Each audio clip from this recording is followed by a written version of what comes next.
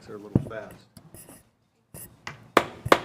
Okay, I'd like to call the Ravenna City Council regular meeting for October 6th to order.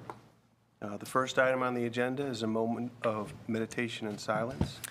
Council President, I'd like to take a moment of silence to recognize the mayor of Kent. Oh, very good. Yes, sorry for his loss, and to the city of Kent. Thank you.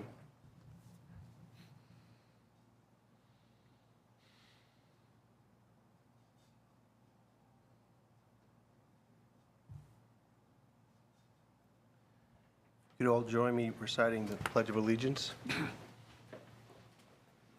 Pledge allegiance to the flag of the United States of America and to the republic for which it stands, one nation, under God, indivisible, with liberty and justice for all. Gregor, could you call the roll? Mr. Kelfie? Here. Ms. West? Here. Mr. Moskin? Yes. Ms. Wood? Oh, here. It cut out. Mr. Maravich? Here. Ms. Michael? Here. Mr. Harper? Mr. Harper alerted me that he was not able to make the meeting tonight. Could we get a motion to excuse him? So moved. Second. All in favor? Aye. Okay, the next item on the agenda is delegations from the public. We had not gotten any advance notice of anyone wanting to speak, but if anybody here in the audience tonight would like to address council, now's the time. Okay, stand up and give us your name. John Plow. And we like to keep these around 5 minutes if possible. Oh, it'll be less than that. Okay. About a month ago, I was riding back from the courthouse, and I was going down Hazen Street, where one of the apartment buildings burned down last year. It's mainly right at the dead end of King Street there. There's, I think, 3 or 4 brick buildings there. One of them burned down. But anyway, I saw people cutting down some trees. And there were 2 big oak trees there. One was even bigger than the other, but beautiful trees. They were on the side that had no power lines, so they were in good shape. So I called the office here, and I talked to Mr. Content.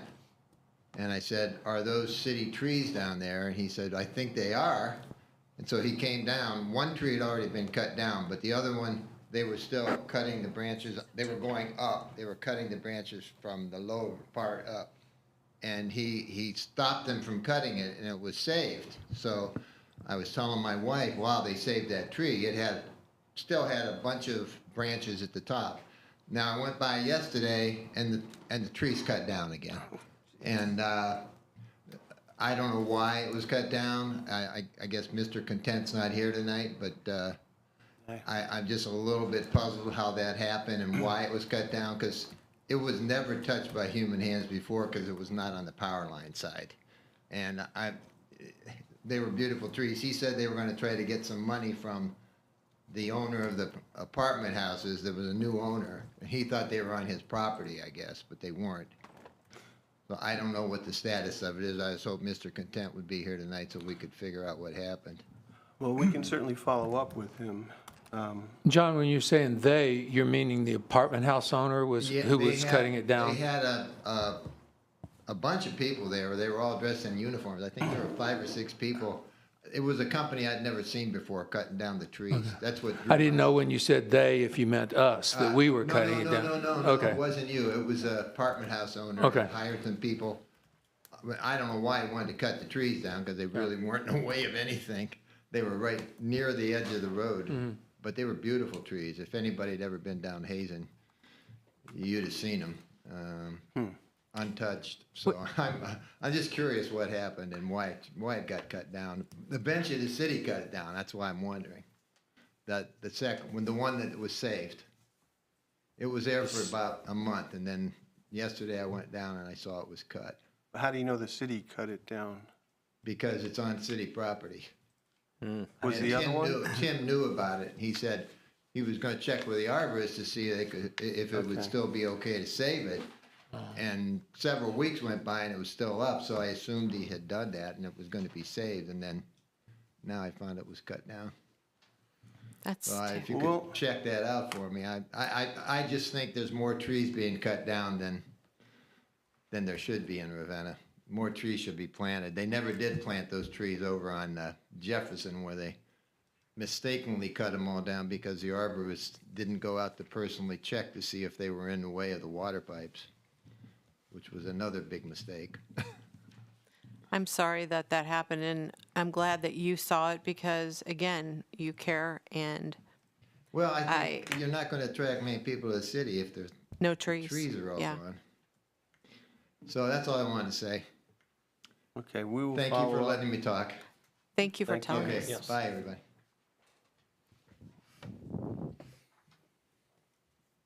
Anybody else wish to speak to council tonight?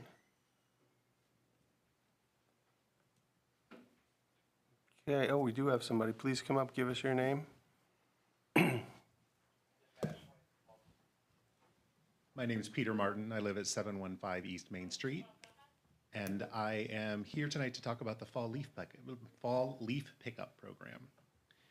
I started back in May talking to several members of this council about a challenge that I have without having a schedule published in advance to tell us where the leaf pickup truck will be in the city. And the challenges that that creates for me, being someone who works full-time outside the city, that needs to plan ahead to be able to get leaves out to the curb. And it's dark by the time we get home this time of year after a full day of work. So I spoke to 3 members of council. Only one of them was helpful or even got back to me. That was Ms. Michael. Thank you. And I started, my first phone call was to Jason Lovejoy, and I had a phone conversation with him about the problem. And the response was basically a litany of reasons that it couldn't happen. And I asked for some further advice on who to contact next, and I ended up emailing the service director and got a reply from him the next day, very prompt. But again, it was a litany of reasons why we couldn't schedule a truck in advance in Ravenna so that the residents could know where the truck was going to be. So I tried to do it myself. I'm not getting anywhere. So I'm coming in front of council tonight to find out why we can't have a schedule published in advance to tell us that the truck will be in our ward on this week, so that when we have to move leaves over the weekend, we know which weekend to do it. Because on East Main where I live, it's very difficult to get grass to grow in the tree lawn. My tree lawn is mostly dirt and dandelions right now. And I've spent over $1,000 since I moved in 2 years ago seeding grass out there to have it grow during the season and then be smothered out in the fall because the leaves sat there for 3 weeks. So that's where I am. I'm asking for help because I can't be the only person that's having this problem with the leaf pickup program. But I might be the only one that's willing to come in here and talk about it. I did talk to Mr. Content briefly about this one evening, and one of the concerns he has is they're reluctant to schedule any kind of pickup in advance because of the nature of the work they do. And it could be that they wouldn't be able to live up to that schedule, that they're the men working in the street department might have other duties that make it impossible to commit to that schedule. He did suggest, and I guess he didn't get back to you about this, that if you called like on a Friday, you have a more reliable chance of knowing if a truck was going to be in your neighborhood. So if you called City Hall, he said it was on a calendar, I don't know where. I couldn't find it. Yeah, but he said if you call City Hall like on a Friday, they might be able to tell you what the expectation is for a truck if it's in your ward that coming week. Well, I did call City Hall last fall to find out when the truck would be in my ward, and Julie, I think her name is, told me that she's notified the morning of when the truck is going to be in in whatever location it's going to be, which is clearly not helpful in this case. No, It's not, and I think that maybe a better solution for communication for the residents, especially the ones who work. We might have done things in the past all the time, but I think there are ways that we can reevaluate things, in the future. Unfortunately, council isn't able to make those changes as much as we would like to. It's more with the administrative body. We can make changes with ordinances, but I would recommend, and that's up to the mayor.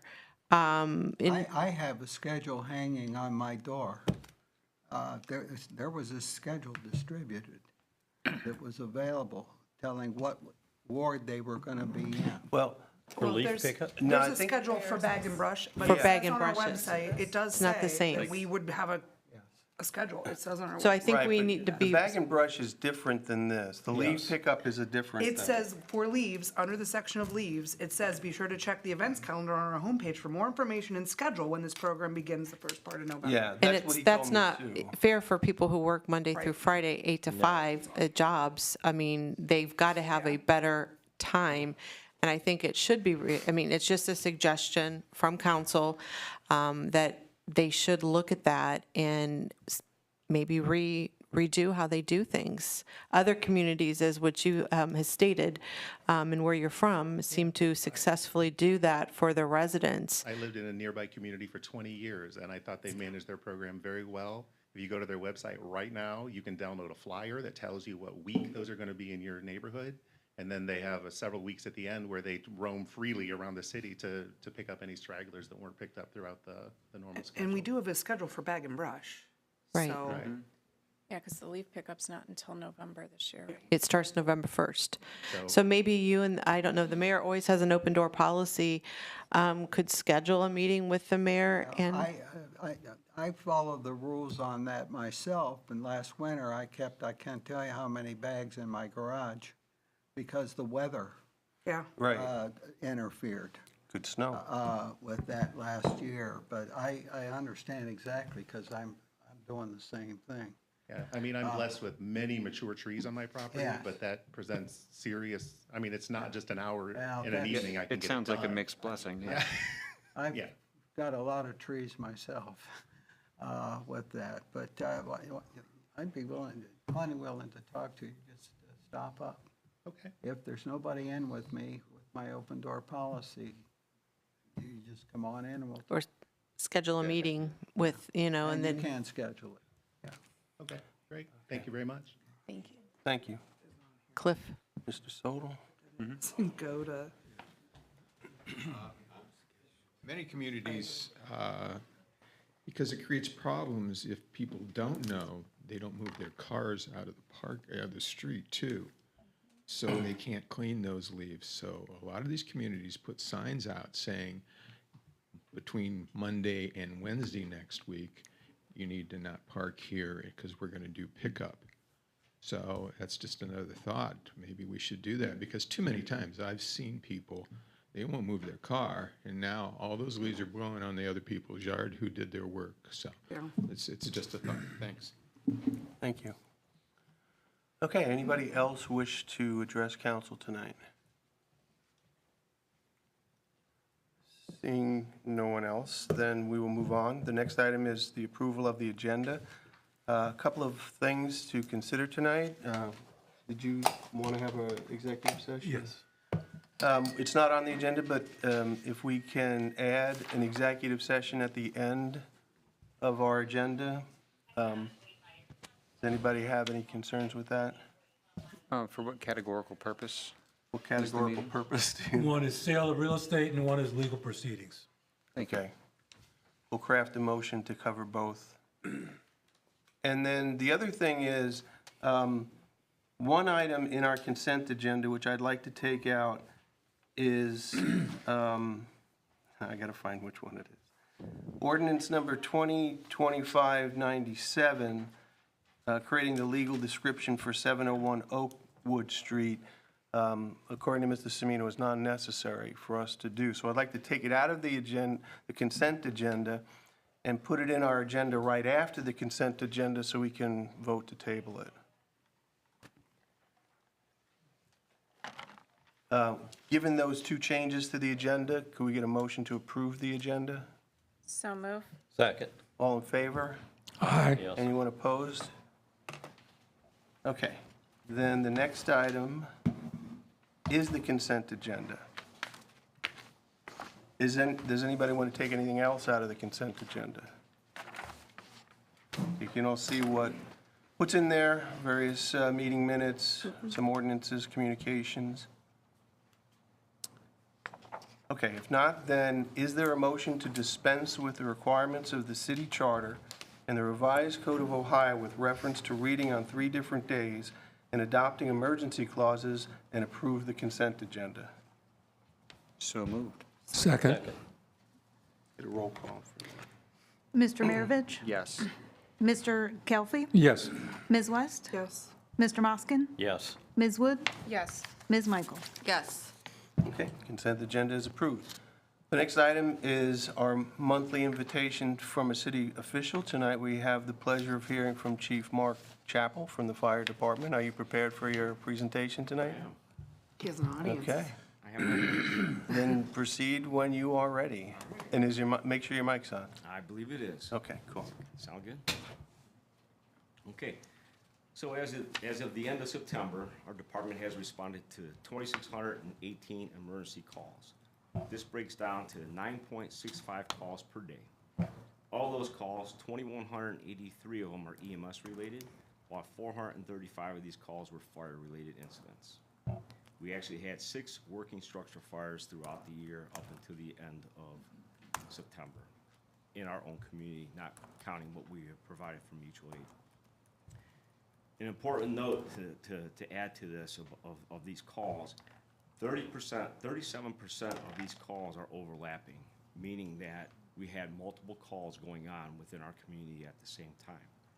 When this happens, depending on what our staffing levels are, it has taken us down to either 1 or 0 personnel left on station. When this happens, our SOPs dictate that we enunciate a general alarm. A general alarm recall brings guys that are at home, that live nearby, back to the station to either supplement the staffing on the station or to also assist in the nature of the call that we're currently on or run subsequent calls that come down. As of date, we have ran or made 169 general alarm requests. This breaks down to every 2 out of 3 days, we're at least making 1 general alarm request for personnel to come back to help staff the station. With that being said, we did the statistics and ran to see how many personnel we're getting back on recalls. When I got hired here, there used to be a residency. The state of Ohio did away with residency probably 15-ish years ago.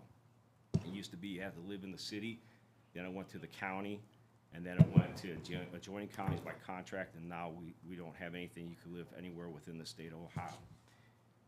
We average 1.18 personnel on a general recall.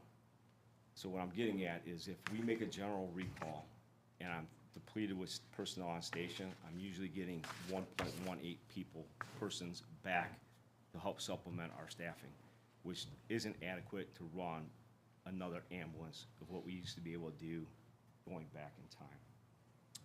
This brings me down to the personnel. With the hiring of the 3 personnel that council blessed us with last year and approved, it brought us to 21 staff members that are on shift. We run 3 24-hour shifts with 7 personnel per shift. We allow 2 personnel off at a given time, which takes us to what we call a soft 5. By contract language, they're allowed to drop to 4 personnel before I have to backfill with overtime. The only way that we usually drop to 4 personnel is with the utilization of sick time, because I can't deny you being sick, the utilization of a personal day, because I can't deny a personal day, or if I have somebody already scheduled to go to training. I'm not going to deny somebody to go to training because somebody took a holiday or a vacation day or they have an RDO date in there to take us down to 4. We have dropped to 4 personnel on duty 59 times so far this year that we are at minimum manning. Another key note to add to this is of all the general alarms that we made, of the 169 that we've made, 59 times we had no off-duty personnel respond back. So our station was left unstaffed. This is up and above, if we have a car accident and we have 4 guys working, and we don't, it's not even taking the factor that we have another call pending or another call coming in. All the on-duty personnel are on that emergency scene where I have nobody left on station. So what I like to do is try to look at ways going forward that we can increase our staffing, whether it be through the attrition of the finances of the city, the SAFER grant that we applied for multiple times in the last couple of years, other than last year when we did the 3 personnel and whatnot, so that we can better staff our department to run the services that we want to offer to our community and to our residents. We have 3 ambulances currently within our department that we were trying to maintain. The sole purpose of those 3 ambulances is with our call volume within the last couple decades doubling plus, we are running 2 to 3 EMS calls concurrently at the same time. If I'm at 4 personnel on station, or even 5 personnel on station, I cannot run the 3rd ambulance, even if I make a general alarm recall and I'm only getting 1 body back on an average, unless I have 5. Maybe I have the personnel to do so, maybe I don't. I would rather be a little bit more consistent in being able to run that 3rd ambulance and justify its being here, to be able to provide those services to our community. The other thing I wanted to talk to you guys about, some other things, was the billing and collections. So Life Force, they're always a couple months behind. So the last report we got from them was at the end of July. So they usually run, like I said, a couple months behind. As of the end of July, of which we got our information from them the first week of August, for the city of Ravenna, we have billed $970,369. We've collected $397,002. This is a 40% collection rate. For Charlestown-related incidents, we billed $58,366 and collected $26,276. This is a 45% collection rate. Now, I know one of the questions that were asked, that I was speaking with Tammy about, of why our collection rates are a little bit lower. The first thing we have to look at is the majority of our clientele is either Medicare or Medicaid. 85% of it, to be quite honest. 15% is either private insurance or no insurance at all, or self-pay. When we go on calls based off of our protocol, let's just take a chest pain call, for instance. A chest pain call, until we can do some further diagnostic treatment to a patient, what I mean by is run a 12-lead EKG on to see if it's actually cardiac related. It could be musculoskeletal related. We don't know. Chest pain is chest pain. We have to look at things a little bit more definitively. So our crew, based off protocol, will do 12-lead EKG, IV workup, and whatnot, and start doing more advanced life support care to that individual. We'll bill accordingly based on the services that we provided. When it goes to billing and they look at the final discharge of what that patient was and find out, okay, well, it was great you guys did a 12-lead and whatnot, but it ended up being musculoskeletal. So we're billing at an ALS 1 or an ALS 2 level. Medicare, Medicaid's looking at it as, well, this is a BLS, maybe even an ALS 1 call. So instead of us getting a percentage of $900, we're getting a percentage of $700, and the percentage that we're getting through Medicare and Medicaid is even less. So if we're billing, let's just say for easy math, we're getting 40% of 900, it's 360, 40% of 700 is 280. We're losing that much money every time that we're not getting qualified for an ALS or an ALS 2 run. The numbers I gave you from Charlestown, these are just what we build off of the insurance. That is up, the contract that we have in place obviously is up and above what we have collected so far from insurances, and that was new this year. I don't know how Charlestown, that would be a question for Tammy, how they're paying quarterly, to my understanding. Yes, they are. So, and they've been doing good with that so far. Our building improvements and expenditures. It's been a pretty rough year for us as far as the fire department goes for our building conditions. I'd like to thank all the members of council that came out, Tammy, other ladies from the finance department, Adam George, they have done remarkable things with trying to solicit the need of the safety building. And I would speak for, I think I could speak for the police chief on this too. I think we had, for Balloon Affair, the open house we had was phenomenal. We had a lot of people come through. The guys working today, they can attest, they had a lot of people coming through, looking through the station, asking a lot of questions. We actually gave a demonstration, one of our guys gave a demonstration out front, was very popular. It did really well. It was reassuring. It was great, and I appreciate everything that everybody's doing in regards to the building. With that being said, my budget for building repairs is $15,000. As of today, I have already spent $6,000 out of my budget, and I have $4,500 that's already been encumbered. Traditionally, with winter coming, I usually run into HVAC heating issues, so I'm probably going to be right at the cusp, if not running over, based on some of the things that are going on inside our station. And what I mean, you guys understand what encumbered is, but for the individuals who don't, let's just say, I have, like my overhead doors, for instance. We have a contract, so to speak, with Advanced Door. So we have money appropriated to them, so I don't have to, if one of the doors came down or a part broke and we can't get the door open or closed, I don't have to go through the paperwork. It's like premature paperwork to go to finance and say, hey, can we earmark X amount of dollars to this agency, so if we run into an emergency, they can come out and I don't have to go through all the paperwork and litigation to do so.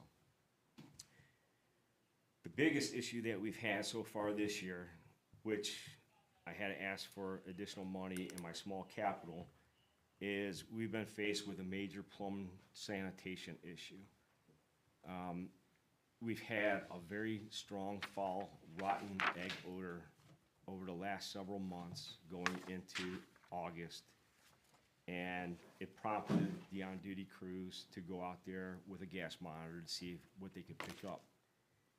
Our 4-gas monitor is set for H2S, which is a gas. It's hydrogen sulfide, which is a toxic gas, and it's a byproduct of basically organic materials, organic waste. In our situation, it was due to fecal matter that couldn't be eliminated properly. Our drains, our sanitary drains are pretty well deteriorated. Bob has come out and looked at some things, and basically we had to have at least the sanitary lines at this point relined. They descaled them, they relined them, and the quote that they gave us initially was $17,500, and I think we're probably gonna exceed that because they had to make another trip out to finish the job after they broke several pieces of equipment trying to descale the lines that we have in place. Another issue that we found with doing this is the week that they did it, we didn't have the capability to flush running water, our sinks, take showers or whatnot. So I had to spend $2,300 and bring in a portable bathhouse waste room facility so that these guys who live there 24 hours a day could utilize the bathroom. So in the middle of the night, they would have to get up, go outside the station to a trailer, go to the bathroom and whatnot, and then go back into the station and go from there. So it was a little, you had to do what we had to do. It was a little inconveniencing, but we managed to get through it and it's done. While Hunter was out there, they were looking at several things of trying to make a diagnosis of what the odor was, and they came across, in the back of our building, we have what they call an oil separator. So the way that the sanitary lines run is the sanitary lines run through the building and then they 45 and then they go out to the parking lot where the police station is, and then they go to Spruce. The oil separator is right in front of that, closest to our building. What that is developed for is our apparatus that comes in off the street for the snow, oil, rain, whatever the case may be, all the debris that falls off of that drops into that drain. that oil separator catches all that material, keeps it like afloat, and then whenever it gets full, they would suck it out. The problem is, earlier in the year, we found that we were having matter come out throughout the parking lot, and we couldn't figure out why. The separator itself has deteriorated. It's been compromised just based off of age. It ultimately needs to be fixed in an expeditious manner. I asked Harder if they could give me an idea what it would cost. They said that they would give me a quote. They have not produced the quote yet, but without putting a flame to the moth, I said, what will we potentially be looking at? He goes, north of 50,000. So for us to do that, we're looking at least $50,000 plus to have the oil separator repaired or replaced. These are just some of the ongoing issues that we seem to be running with on an annual basis within our department. A couple years back, it was the roof that we put $25,000 into, and that was just for the foyer as we come into the station. Heating and cooling is a constant problem because we have two different units, one on the roof mount and one downstairs, that they seem to not be able to correlate and regulate with each other, that we run into issues on. The plumbing's an ongoing issue. Even with the oil separator, the way our floor drains run, we have to have them jetted probably, they recommend every 3 months. I've been trying to do it every 4 months just because of the money that's involved in it. Basically what they do is they blow the lines through to try to keep all the debris out, to keep the water flowing, because if not, then all the water backs up and it floods our apparatus bay. Today, the guys on duty, if you look at the front of the building where the overhead doors are, rainwater has come down, and the 4 main posts that are there have been deteriorating over the years, and the beams are rotting at where they meet the foundation, the concrete. These guys dug all that out, sanded the beams down the best they could, put Rust-Oleum paint on them, and then re-caulked with like a concrete cement caulk around the beams to try to keep it from further deteriorating. These are tasks that we're doing in-house on a regular basis of our own building maintenance that these guys, one, don't really have the time to do, but they appreciate where they're at, and they're trying to make do with a building that we far outlived, that we need to ultimately replace. And I appreciate everything that they do for our department up and above what is not theoretically their responsibility to do. They're just trying to save us money. We do a lot of things with building, with not only building maintenance, but vehicle maintenance. And I'll get into the vehicles here in just a few minutes. But a lot of different aspects that are behind the scenes that maybe individuals and some members of council don't recognize that that take place within our department. And I just wanted to touch base on and thank these guys for. I'm going to move on to apparatus. Again, with the passing of council from earlier this year, our department was able to purchase the new engine ladder 2314. Our committee went down to Suffin back in August, and we actually completed the build specs on the apparatus, and we came out with pretty much a final price on it, which was in our budget that we earmarked from the beginning. The good news is that Suffin has told us that instead of being between 24 and 26 months, that they are actually ahead of building, and we should probably be able to take delivery of it within 18 to 22 months. So, which is really nice. We are also informed by Fund Superior Sales, who we purchased our second ambulance 2.5 years ago with, that ambulance, as we speak, is currently in Pennsylvania, and it was manufactured in Iowa. The dealership is in Pennsylvania. They are finishing putting the radio in it, the lettering on it, and they're optimistic whether it would be the end of this week or the beginning part of next week that we should be able to go out there and do a final inspection on the apparatus to take delivery of it. With that being said, that will put us at our 4th ambulance. So the oldest ambulance that we have, which is the current 2311, is a 2015. we have a couple options that we could do. We could trade it in, and we asked for a trade-in value from the dealership today. They finally got back to us, because basically they're gonna third party it, wholesale it out. They told us that the value is somewhere between 25 and 30,000. We thought initially it was gonna be around 20, so we're actually a few $1,000s ahead of what we thought we were gonna be at.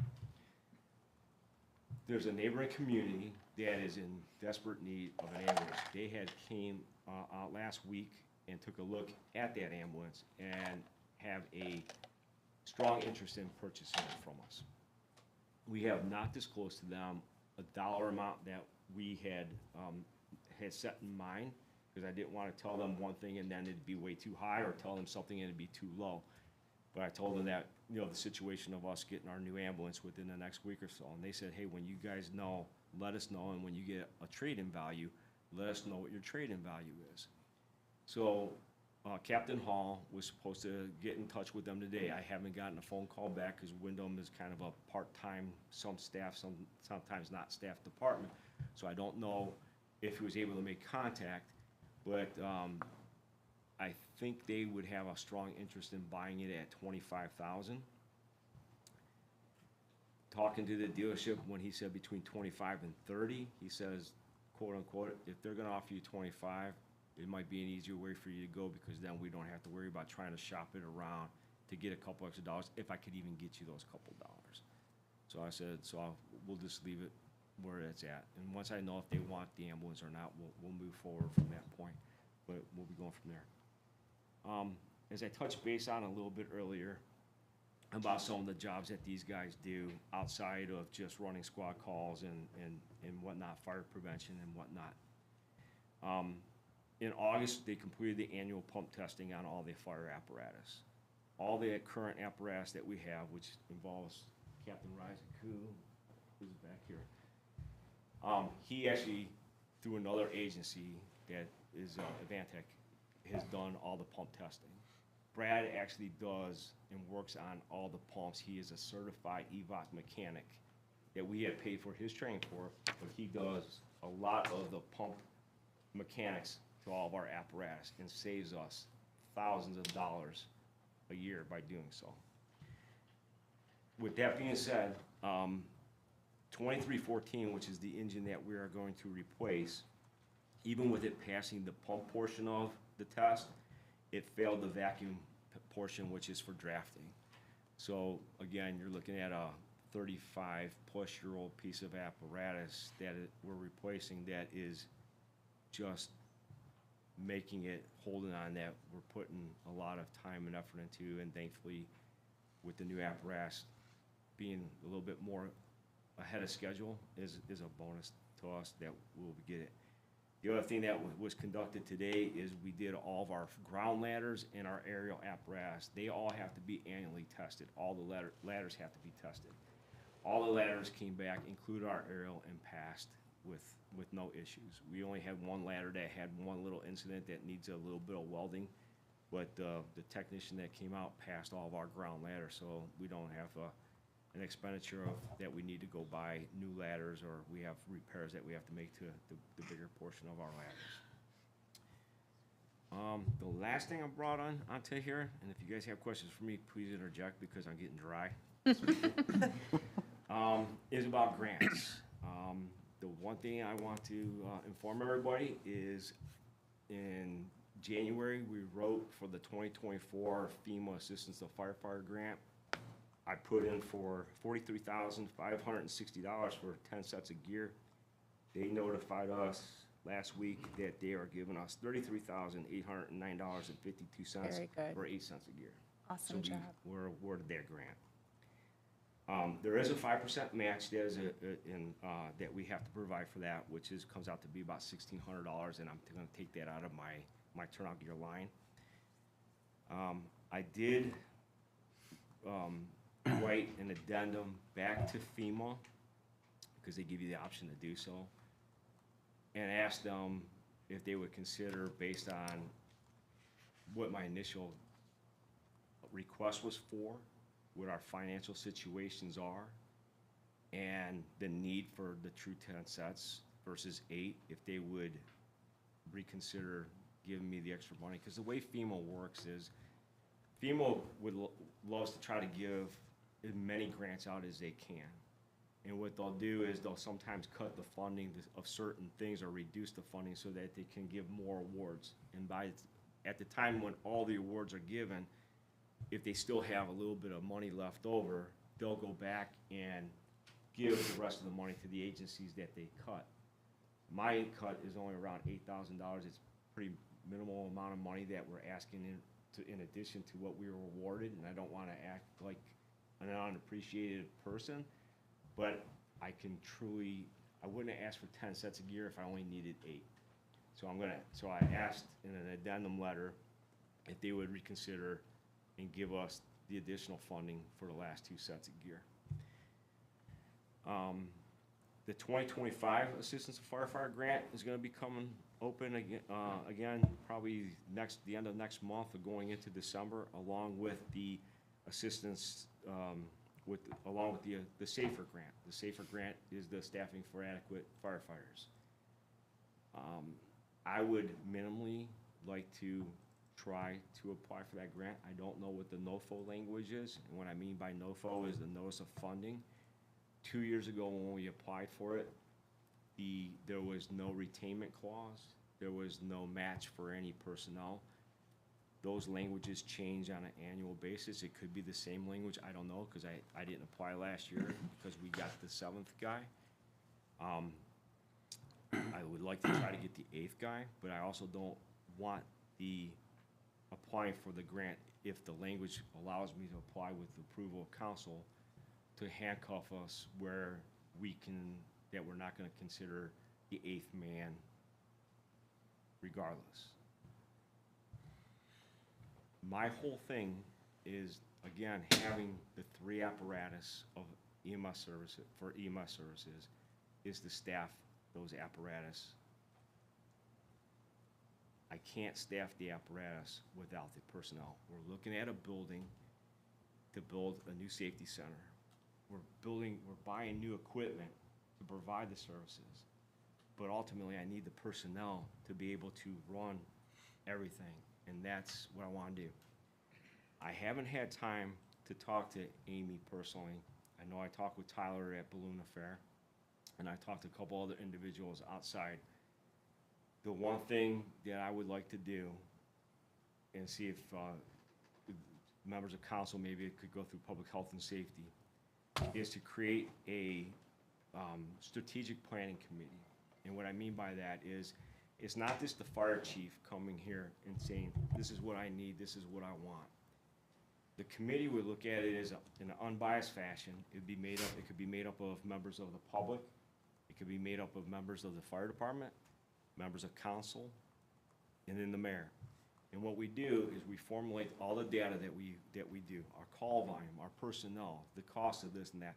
The committee comes back and says, these are the strong points, these are the weak points of the department, this is the needs of the department. It doesn't come back and say, this is what you have to buy or whatever. It just gives you a truly meaning of where the department stands and what it needs to function on and what we need to provide for our community. It's done in an unbiased way. It's not the fire chief coming in and saying, hey, I need it. It's not the guys from next door coming in and saying, hey, we need this or we need that. It's a formulated committee that can look at things in an open, objective, based off of data that is presented to them, to present the needs in a more, again, unbiased way than just coming from the fire chief. A couple other grants that I want to look at that they don't open until spring is the Norfolk Southern Railroad grant. I don't know if many of you, maybe some of you are aware, some may not be aware. We had another train incident a couple weeks back. We had a tractor trailer that went down one of the access roads and crossed over. I don't even know how the truck got back there. But a train got caught up on the tracks, and a train ended up coming and plowed into the tractor trailer. Thankfully, it was very minimal amount of hazmat material related material that was on there. The county team came out, they mitigated the situation. But the big issue that we have is the availability or the inability to get to a lot of these calls. We had the other train derailment off of Summit. We've had multiple cars struck by trains. We had a fatality right off of Prospect and Summit involving a teenager a handful of years ago that ended up in a fatality and whatnot. And just the capabilities of being able to get down the tracks for us is impossible. Our pickup truck is not even adequate enough to get in there. So what I'm looking for is a UTV, like a side-by-side, something that's small enough that we can supply it with emergency medical equipment and some fire-related equipment to at least be able to get in there and first respond with. A lot of these grants are kind of capped out at a dollar amount. I believe Norfolk Southern is somewhere around 25,000. That would be enough to do what we need to do. But even if I can't get it through that, there's also a couple other little smaller grants that are out there. They wouldn't make up the whole 25, but I would like to look at, and if not, maybe it's something that we can consider next year, depending on what the financial state of the city is, that we can actually build into this to be on our own.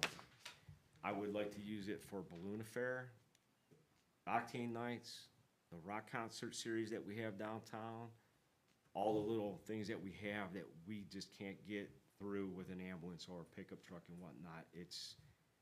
There's a dire need for it, in all honesty, and it would pay for itself in the long run. We're borrowing just for Octane Night. I'm borrowing 4 different communities, UTVs, that they're kind enough to let us utilize and staff on our own. And some of those communities now are saying, hey, can we come help you, which is appreciated too, such as Kent and even Ravenna Township. But it would be nice to have our own equipment. So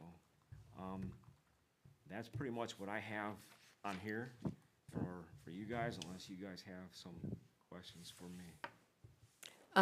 On the topic of having the committee, as what you brought it up to me before, about having like a non-bias committee for the fire department, I think it should actually be both for the safety forces for both police and fire, because I think, I'm all in favor of having something like that, of a community, to talk about, as a non-biased look. But I also see right now with both safety forces, there's a lot of changes happening in our community. Both forces are extremely busy right now. A lot of additional calls, a lot of additional needs. And I think if we do something like that, I think it should be the safety forces, both police and fire, to have representation for that. Well, it's funny, as we sit here, I'm sure you can hear the background radio noise. These guys just ran 3 squad calls while they're sitting right here. The one ambulance just cleared and took another call while the other, Oh, yeah. the second ambulance went out. So now, theoretically, I have a 3rd ambulance. I finally got enough guys that are working today, but the other ambulance is currently out of service, and that's a whole nother story behind it, and we'll just leave that alone, because it was contaminated, and it's being decontaminated as we speak. Ooh, I won't ask. I can imagine. It has to do with cockroaches. Okay. Yeah. Yeah, I can imagine. And then when you're saying you're not getting callback from, like, when you put a call out and you might get one if you're lucky, is that because they're working other full-time jobs? Some of it, in all honesty, could be, but the bigger issue is that the way that our department was, and again, things change in 30 years. So the way our department was, when I got hired here, I personally didn't have to live in the city of Ravenna. Guys prior to me, the year I got hired on, that ordinance actually changed. Right. I think it was illegal to make people do that at some point. What they did is, but they put it in contract, and honestly, Brad probably knows better than me, because he was involved with all the negotiations with that. But anyways, at one time you had to live in the city of Ravenna proper, and then they expanded it to the township. So anywhere in Ravenna City, or Ravenna period, is where you were allowed to go. Then from Ravenna City, when I got hired in '96, it went to anywhere in the county. And then I don't remember what year it was, somewhere in the early 2000s, it went from in the county to adjoining counties, and now somewhere around 2010, I want to see, if I'm right, somewhere in that area, they did away with, the government, the state did away with residency Right. completely. So now you could live anywhere in the state of Ohio. Well, think about it right now. Our retainment is hard enough to try to find guys, gals, outside of Portage County, let alone just within the county. I can hire anybody within the state, and I'm getting 15 applicants on an average basis, where 25 years ago, 30 years ago when I took the test, I'm competing against 60, 70 people for one position. The times have changed. And one, a lot of people don't want to do this position anymore, and two, to do it, they don't want to be handcuffed to live in the community or. But what is the reason, but I guess I'm not understanding, what is the ideal reason he's raising his hand in the back? Like, why aren't people wanting to come in if it's overtime or, go ahead. A lot of us, I would say 100% of us intend to pick up part-time jobs. You pick up part-time, well, then that's fine. I mean, you're allowed to do that. Most firemen do work 2 full-time jobs. I think another aspect of it, in all honesty, because, and I'm gonna go back to 2005, when we fell from 6 to 5. We didn't lay anybody off, but as individuals retired, we didn't backfill those positions for financial reasons, and this was on a whole nother administration. We had guys that were working a 24-hour shift, and myself included, Brad, he's been here long enough that he also lived this war that I did as well. And won't forget, we were pretty much working at least a 12-hour, if not another 24-hour day after the day we got off. And we were only running 6 or 7 calls at best that many years ago. Now you're running 9, sometimes 10, 15 calls in a night. These guys are exhausted. And then I'm going to be told I'm going to work another 12 or 24-hour day. They don't want to do it. So some of the guys, yeah, if they have a part-time job, they do, but they're not working a part-time job that's an 8-hour day. They might go and work a part-time job for 4 or 5 hours at best case scenario. I don't know. Everybody is a little bit different. Oh, yeah, no, they're allowed to do whatever they want to do on their own time. I just was curious why the reason. Is that these guys are they're up most of the night running calls. The last thing they want to do is stay over and work. I mean, we do all of our hydrant flushing in our department. And these guys have the availability to stay over and do the hydrants from early April until the middle of October. There's many, many days, and the weather's been great, that nobody wants to stay over because they're exhausted. Or if they do, they stay from maybe 8 o'clock in the morning to 10, 11, and do maybe 20 hydrants at a time. We got 900 plus hydrants in the city that they're trying to flush in that span of from April to October, that they don't want to stay over and do it because they just want to go home. They want to be done. I understand. I'll throw some out of that too. We're mentally wiped, and Ravenna City, I don't think any of us are working anywhere else, but the calls here are mentally taxing for multiple reasons that we won't go into in a public forum, but we need time away. And that's why a majority of us are unable to call back, because it's that. So, do other council members have questions for Chief Chappell? I just want to say thank you. I firsthand got to witness a very crazy shift day, which was very eye-opening for me. And thank you for all the craziness that you guys handle on a daily basis. And I do get the 24 hours on, you do need time to go home and sleep and recoup before coming back in. So on the general calls, I get it. And if somebody's got, appointments scheduled or other things going on, I get it. But I just want to say thank you very much for everything you guys do. Thank you. I know I spent a lot of time talking with everybody at the balloon affair. So it was nice that everyone that helped out with the balloon affair. I think, and I don't want to take too much time because Yeah. I still have a meeting. I think Ryan House, his display that he put on. Was phenomenal. And he did Yeah. that on his own. He came to me and says, hey, on his own time. He came to me and says, hey, do you have a problem if I do something? I sent it to a forcible entry class that he brought back and trained every one of the guys on the department on what he learned. So we're keeping all that within our own house. He came back and says, I want to do this. So what he did on his own. And I think the individuals that were there to see what he did, of what our job task is, what we truly have to do with the gear and the labor that is behind it. And when he asked, does anybody really want to he gave them the opportunity, you sign a waiver, I'll let you put the gear on, we'll go through this. I don't think there was, I think we had left two. a little earlier. Yeah. But there were a couple. I don't think Yeah. that anybody really wanted to say, yeah, I want to try it. But even during the presentation, like a lot of the adults were asking, it wasn't even the kids, it was the adults, like, how much does the equipment weigh? What is this? Like, so they were asking me questions because I was standing over there, so I was trying to help. What was genuine is he goes, I'm not a public speaker, I need some water or whatever. And and I told him, I said, it was just.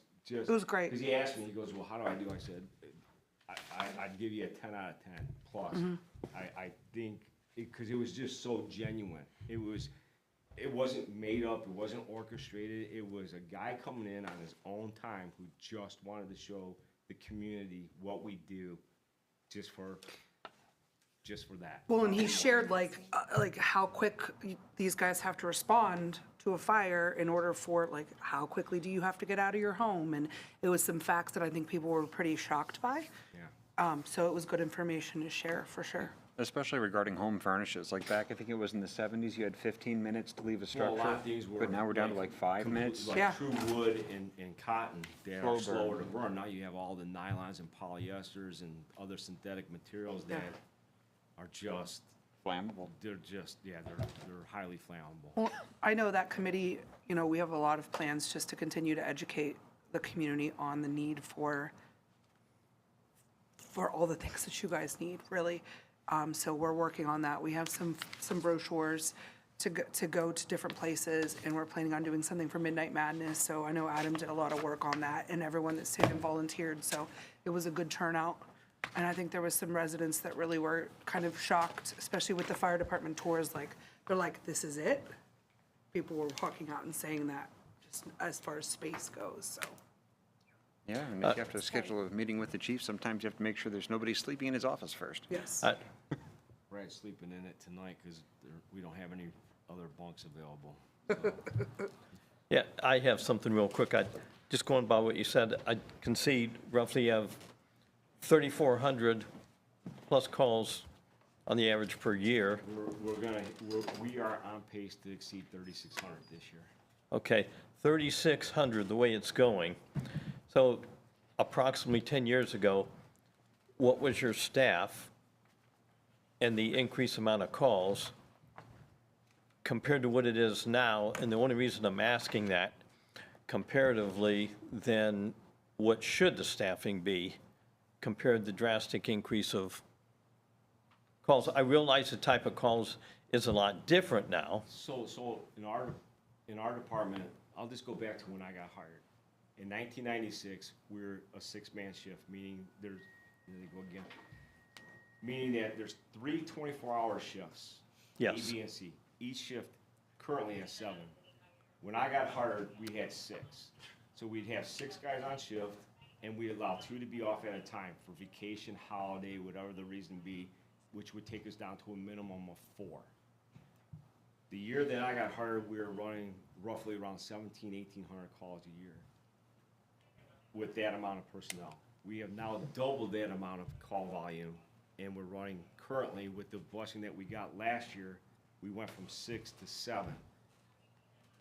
I guess what I'm trying to get at is, even with the 1 person more per shift, if we needed 6 people to do the job of 1,700 runs, easy math would say I would need, and I'm not asking for 12, but I know. easy math would be 12 people I need to run double amount of calls. The double amount of calls, the double amount of labor.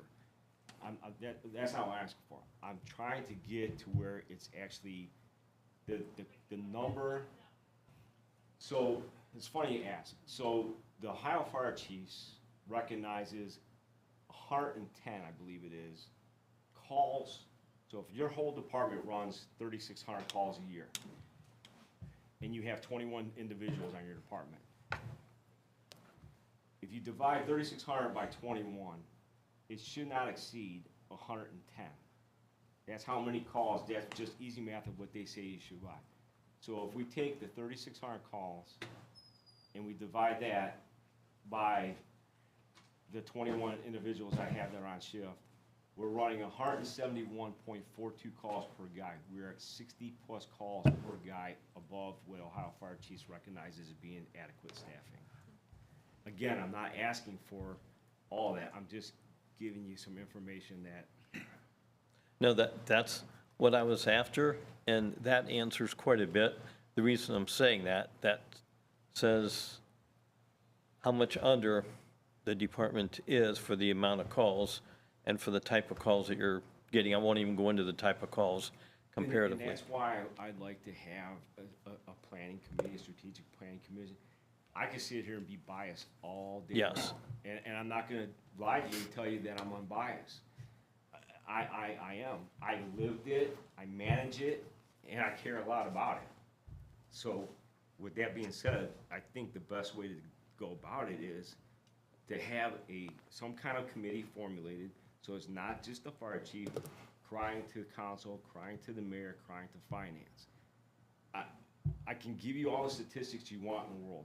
You do what you want to do with it. My job is to tell you what I need and what I want to provide to my community. I work with what you give me, and I'll continue to do so until I decide to retire. That's where I'm at. Well, just make this quick comment. I'll be one of the ones that's willing to be on that committee, and it's easy for me to see what's needed to bring up to par. And since everything is under, and I was going to make these comments later, but I just made them now. One question I had for you, Chief, is when you're talking about how, like, an ambulance, one is out on a call, second one goes on a call, I did have a couple questions regarding capacity. So one of them was how often do we have a ambulance down for maintenance, whether it's preventative or emergency maintenance, and like how long does that often take for these things? Depending on what the Like downtime for vehicles. depending on what the downtime is, thankfully, knock on wood, nothing has been out because it's been like involved in an accident. It's more mechanical failure, thankfully. It can vary anywhere from a day or a couple days to a week is usually what a normal downtime would be. We've had heating and cooling issues where we can't put a patient in the middle of the winter with no heat in the back of a squad. So that'll have to go get repaired, and sometimes that takes a day or two that we're down an ambulance. But up until us keeping the third ambulance, we would only have one. And if I'm getting what we call double tap 37% of the time, and I only have one ambulance, I'm relying on mutual aid an awful lot. And that's where my second question was And coming, is mutual aid how is often do we getting- lean into that? Mutual aid, their call volume is not decreasing either. It doesn't matter if it's Ravenna Township, Rootstown, Kent, whoever I'm calling. Everybody in our in Portage County's call volume is increasing on an annual basis. And I've had this conversation with the mayor, and again, I don't want to make this whole thing about this, because I know that everybody wants to go home sometime today. I was asking, why is the call volumes going up so much? Because our community growth is not increasing our population. We have gone from the availability to get into your family doctor for a common cold. I have stomach flu, I had diarrhea, whatever the case may be, and the doctor says, well, I can't get you in for 3 weeks. Well, at that time, guess what? Either you're gonna make it, or you're not. Yeah, you'll recover or get worse, Right, yeah. so what's the easiest way to go? I need to go to the hospital. Well, I'm so sick, I can't drive, so I'm gonna call the ambulance. So now we can't necessarily tell you that we're not gonna take you. Our protocol doesn't really allow us to discard anybody from declining them services. Yeah, the emergency department shouldn't be telling We people call you need to med plan control, better, you depending know? on who you get as a physician, they're either gonna tell you, yeah, you need a transport, which is 99% of the time. Maybe once in a while, they'll give us to say, hey, you know what, see if you can talk them into going by private vehicle.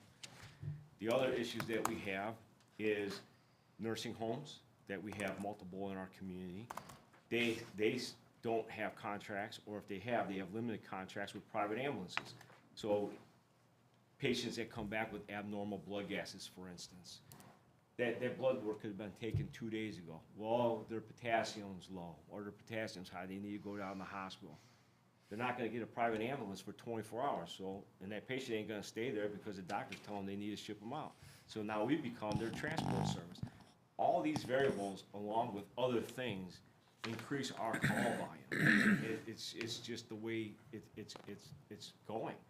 And then we live in a community, Ravenna's a financially restricted, so to speak, community for the most part. We have a lot of clientele.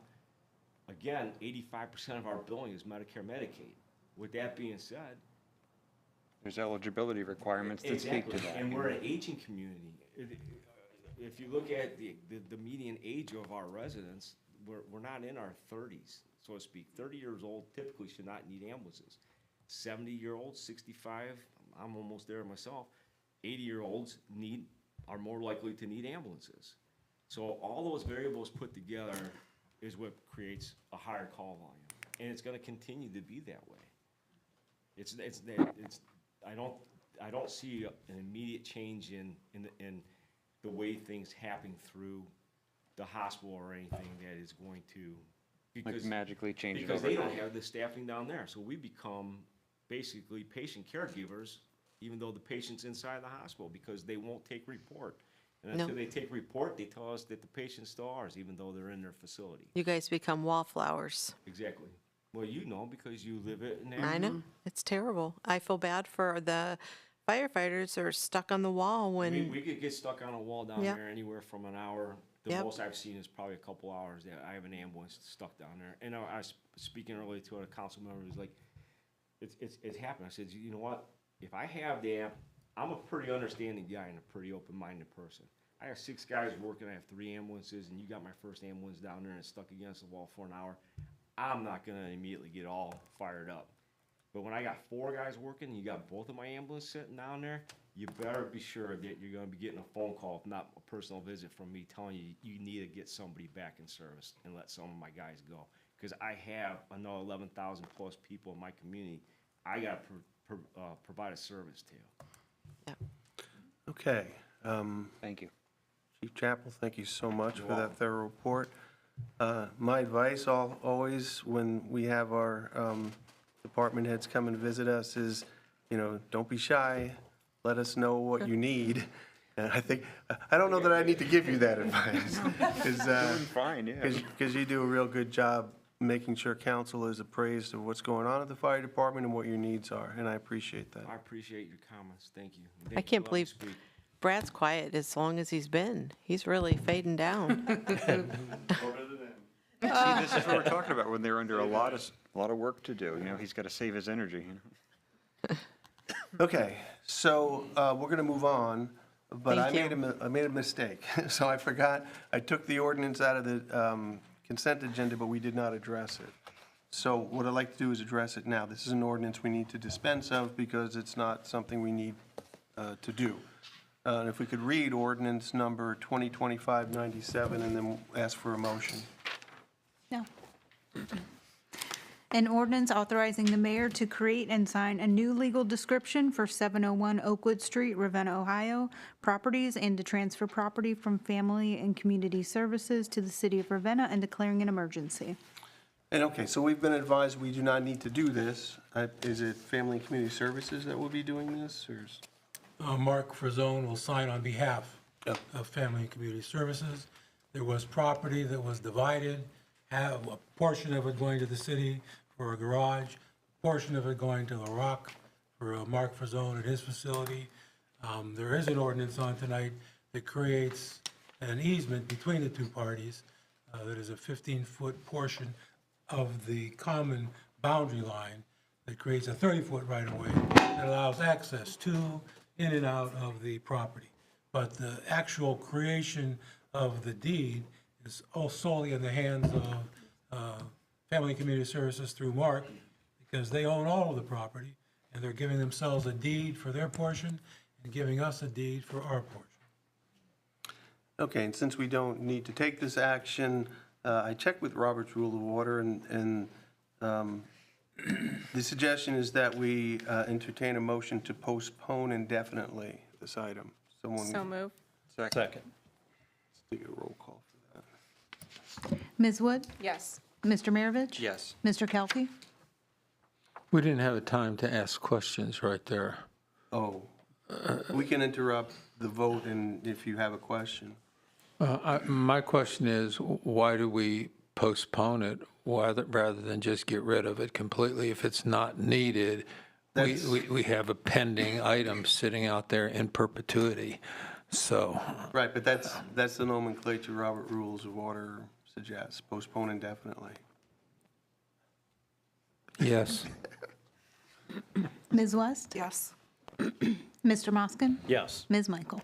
Yes. Okay, so that item has been postponed indefinitely. The next item on our agenda are committee reports. Committees' meetings will start at 6 o'clock on October 14th, which is a week from tomorrow because the 13th is Columbus Day. So put on your calendars Tuesday night, not Monday.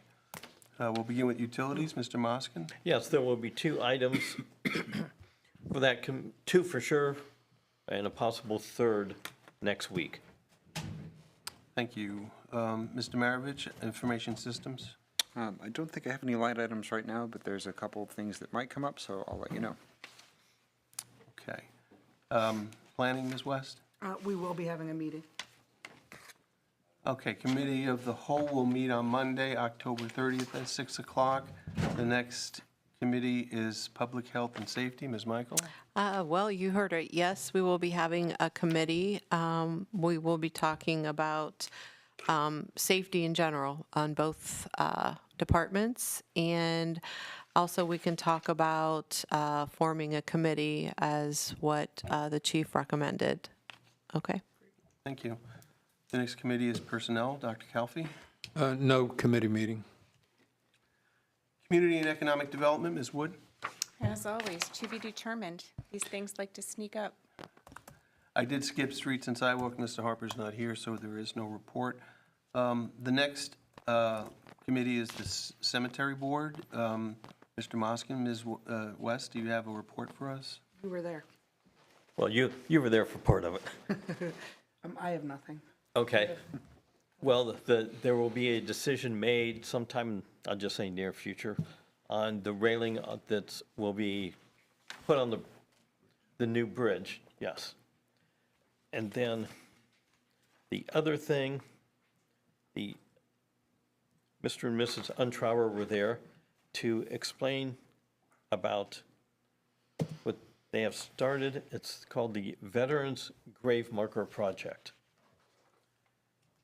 And they will have fundraisers for this. What it mainly entitles is for veterans that have been buried in the cemetery and they unfortunately have no marker. So this is to actually provide a marker, something that's nice. Doesn't make any difference what war or anything of that nature. It's the idea they were a veteran, they were buried in the cemetery, and to be taken care of properly. Okay. Thank you. Sorry? I would like to say something About this committee report, or? on the cemetery. Yeah, go ahead. Feel free. Okay, go ahead. Last week, we met with members of the Historical Society and also Township, Maple Grove Cemetery's financial officer. And we were discussing the ability to have a 501c3 designation for donations for purposes of renovating the chapel at the cemetery. And we're in agreement. I'm going to be preparing an agreement between the Maple Grove Cemetery, Union Cemetery, and the Historical Society, where they will then enter an agreement allowing their 501c3 designation for donations to be used for monies to be given to the Historical Society for directed purposes of restoring and renovating the chapel. So we'll have a contract between those two entities, and then there'll also be part of that contract. Basically, the Historical Society was concerned about not having any kind of exposure. They seemed to think that if there wasn't enough money, they were going to be called upon to donate monies. So the agreement's going to contain provisions, a hold harmless, dealing with the Historical Society extending themselves to use their 501c without having any personal or entity liability for anything that they'll be doing, and allowing their 501c3 organization to be utilized in that fashion. So once we get that completed, I think that there'll be some additional information being set out to the community, and I think they have some ideas of trying to seek participation in that way. So just want to throw that in there for the Maple Grove Cemetery. Thank you. Nice to see that there's actually action on repairing or renovating the chapel. Don't Okay. forget to donate once they get around to it, so. We'll be reaching out. to- Did you guys follow up with this? Was any follow-up that was in our packet for the cemetery? Was this, I don't think that was, I think there was an email on that one. was there an email that went with that? yeah, that wasn't, that had, I don't think that has Nothing anything to do with our the- cemetery. Okay, just making sure. Yeah. Okay. All right, we'll move on to the next committee report, which is from Parks and Recreation. Mr. Maravich? Yes, a couple things here. Our new director's been with us, Chris Bundy, for about a month now. In terms of facilities, so the roof projects on the annex building and the garage have been completed. West Main School will have its annual Arbor Day tree planting on 10/21 and 10/22, where the 2 new trees will be planted at City Park. In terms of programming, let's see, an all-new Intro to Pickleball clinic is now available with its first session starting on the 6th. That was today.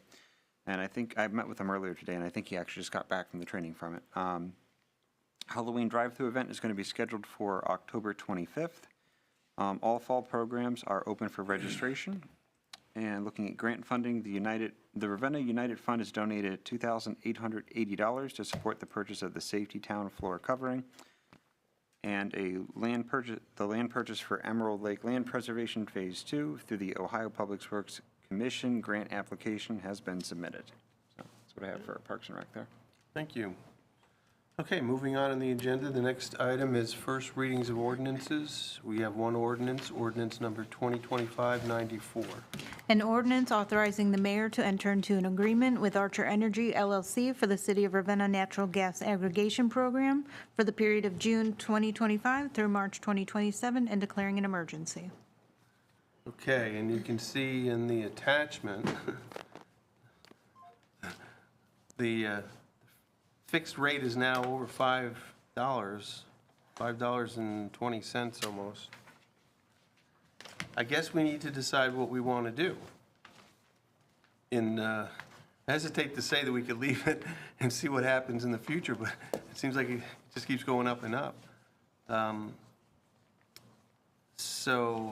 by the way, this item is from the Utilities Committee. Mr. Moskin, please go ahead and provide any comments you have. Well, I know, I'll just continue what I said before. There's no guarantee either way. If it might go down a little, or it could take off close to 6, it's hard to say. And do keep in mind that this contract locks that fixed amount in until March of 2027.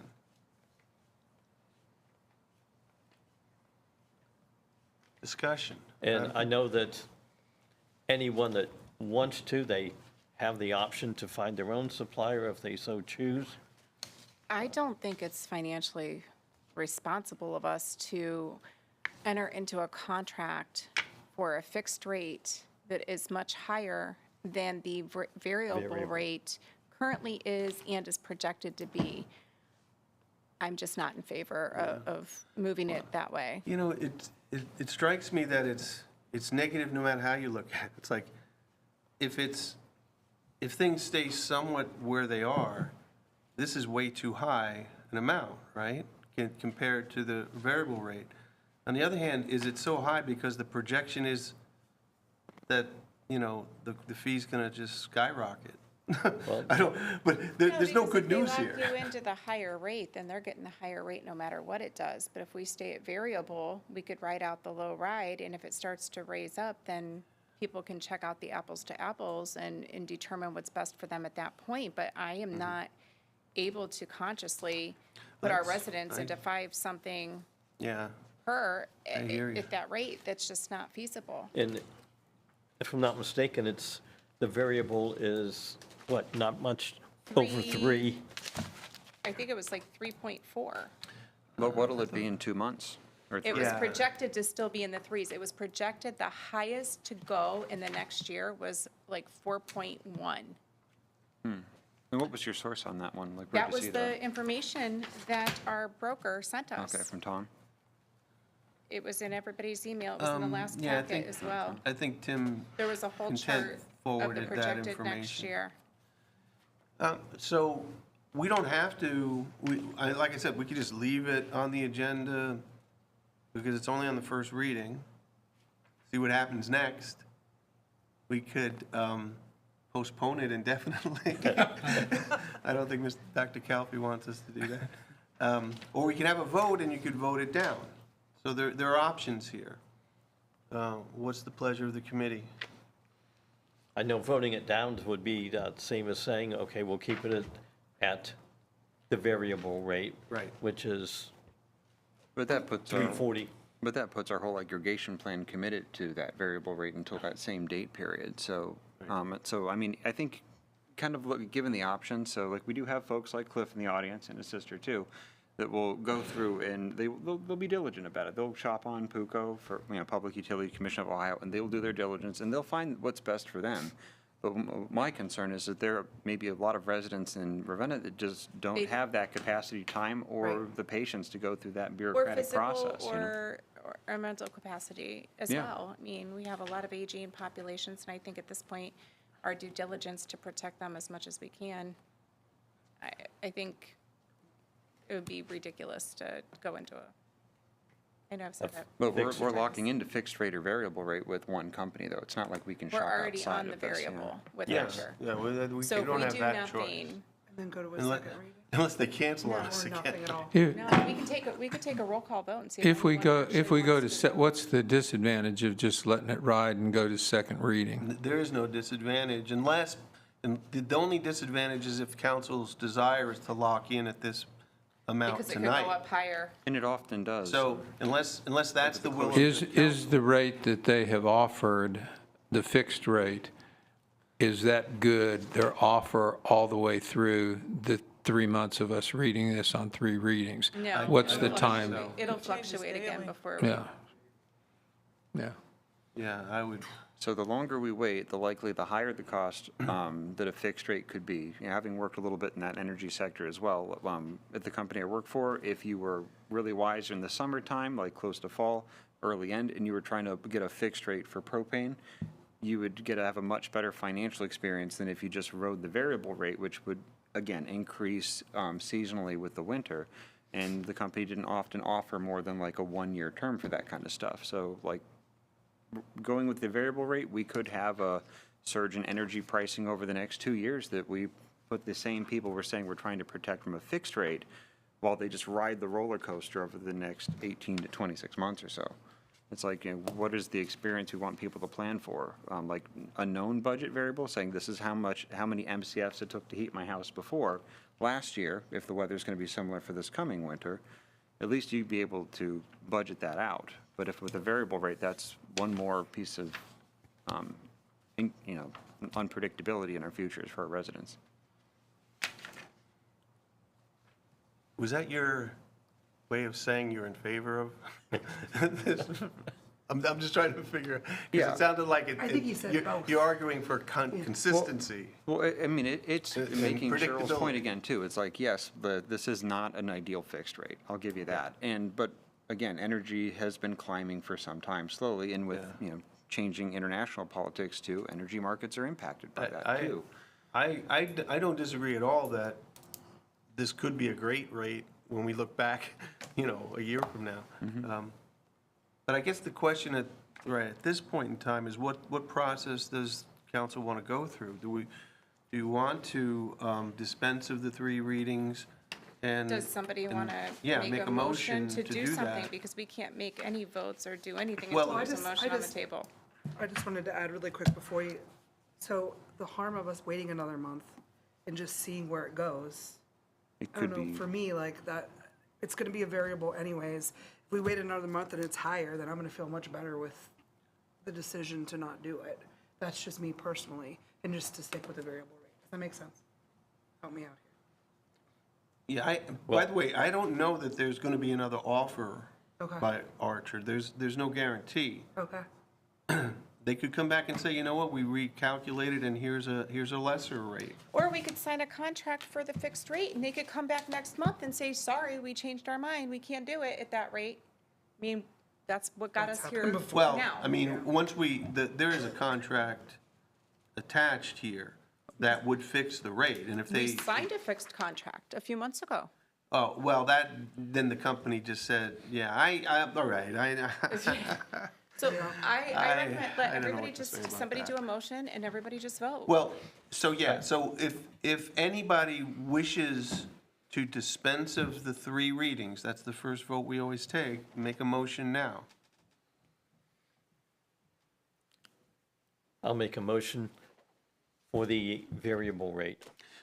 That's not an acceptable motion at this Okay. moment in time. This moment in time, we have on first reading an ordinance. We need, the first thing we can do is vote to suspend the 3 full readings. The outcome of the next votes, that could change. But the first thing, unless there is a motion and 5 votes to suspend the 3 full readings, then this goes on to a second reading. So move. Second. Okay, so, and you're, just so we're clear, To dispense of the 3 readings. okay, and you're seconding that? Yes, I am. Okay, let's have a roll call. Ms. Wood? Yes. Mr. Moskin? Yes. Mr. Kelfi? No. Ms. West? No. Ms. Michael? No. Mr. Maravich? no. Okay, so the motion fails, so we leave this on until the second reading in November. Everybody understand? Yep. Okay, good, thank you. Yes. All right, let's move on. The next item on the agenda, we have no ordinances on second reading. We have no ordinances on third reading. Is there any old business before council? I Yes. just want to address, under the consent agenda, communications. Yes. Just to make note, in case somebody is watching, the notice that we received regarding 8899 Coit Road and the tombstone that was being used as a That's what I step. brought up. That's what That's what I Ms. brought Michael up. brought up. Okay, during I was the- going to say, that's not even in the city. Yeah. That's township. so- Yeah, I don't know. Somebody found it or saw it on a stoop and decided to send us a little communication in case we were interested. Not in the city. Nope. People think if you have the zip code 44266, it's all of us. We're one big family. Okay, well noted, thank you. Any other old business? Yeah, I do have old business. So bringing up about safety forces and backing up discussion with the chief, I did meet with our police chief this last week. And I just wanted to bring this information up in going back to what he said about our safety forces in general in our community. I think it's important that council gets a full view on both sides. As you know, I don't know if you've seen a lot of police action lately, a lot of different characters that we were not used to seeing in our downtown. We've had some interesting incidents that, they've had their work cut out too, and it's been pretty scary as well. Both, are dealing with high stressful situations. Both, it's hard to get some people that want to be in these types of professions anymore because of the types of individuals.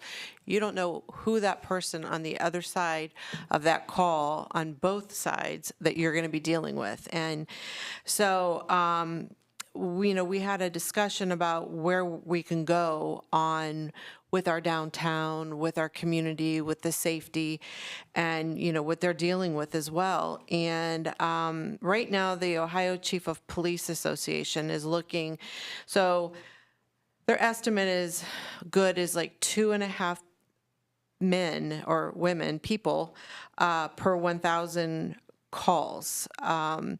28 people are needed for this volume. They currently have 22. One officer is getting about 70 cases. On an average, it should be about 8 to 12. So those are some ideas. A lot of them are doing their follow-up of their own investigation. Each officer, they're doing 8-hour shifts because of coverage. They would love to be able to do 12-hour shifts because of the stress level of working, less in a week and having more time to distress or, more time to spend with family. 12-hour shifts are generally common when you work in this type of an environment with health, safety.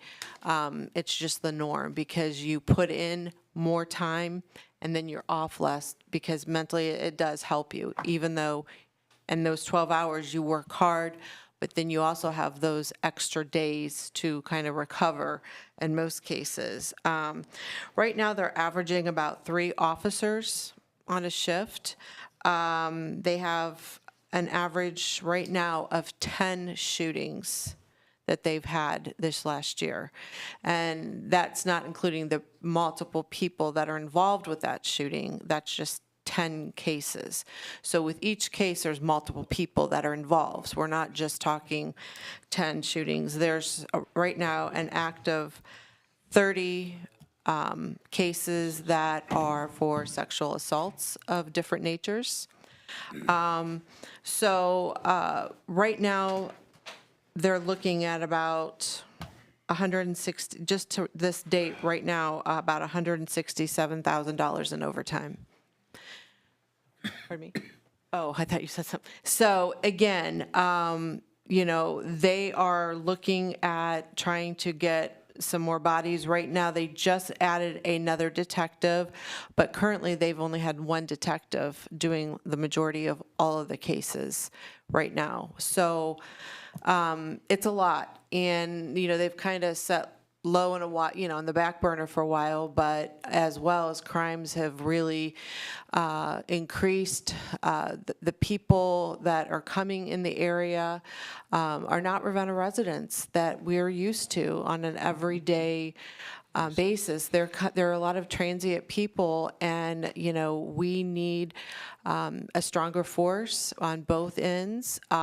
We need to collectively look at how we can make our safety forces stronger, because that is our only defense, are those forces on both ends. If we do not tighten up our safety forces, I'm afraid of what could happen. And one of the things we did talk about was our downtown foot patrol.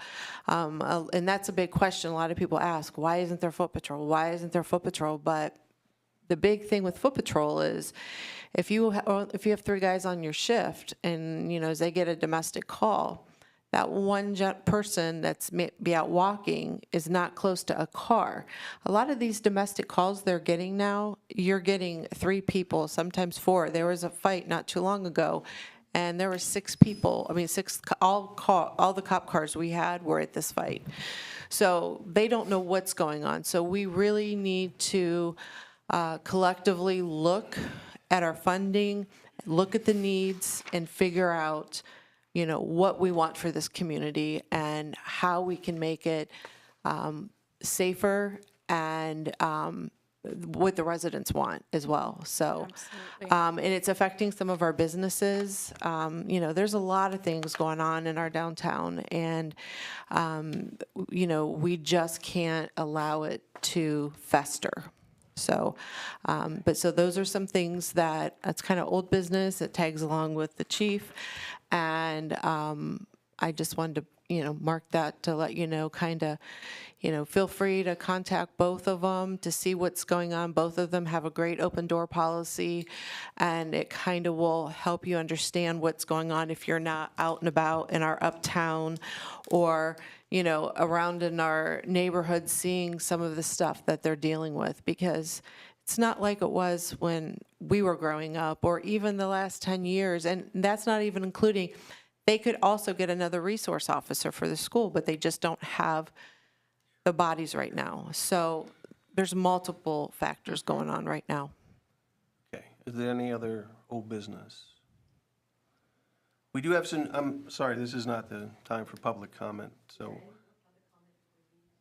No. From this point on, there's just council.